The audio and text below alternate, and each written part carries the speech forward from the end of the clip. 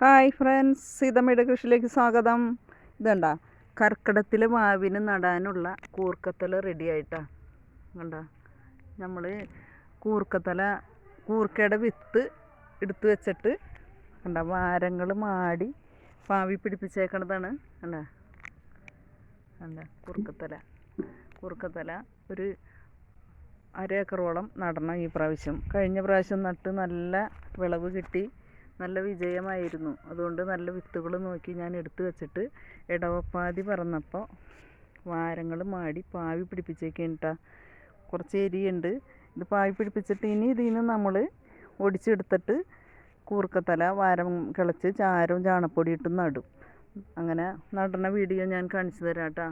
അപ്പോൾ എല്ലാവർക്കും ഈ വീഡിയോ ഇഷ്ടപ്പെട്ടാൽ ലൈക്ക് ചെയ്യുക, സബ്സ്ക്രൈബ് ചെയ്യുക, സപ്പോർട്ട് ചെയ്യുക കേട്ടോ.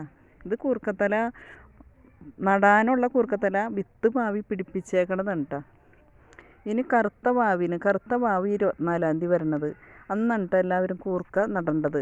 അന്ന് തുടങ്ങി ഒരു 14 രാവ് വരെ നമുക്ക് കറുത്ത പാവിൻ്റെ ഒരു ഇതുണ്ടാവും. അപ്പോൾ ഒരു 10 ദിവസത്തോളം, വാവ് തുടങ്ങി ഒരു 10 ദിവസത്തോളം നമുക്ക് കൂർക്ക നടാം കേട്ടോ. അപ്പോൾ നല്ലോണം കൂർക്കയൊക്കെ ഉണ്ടാവും.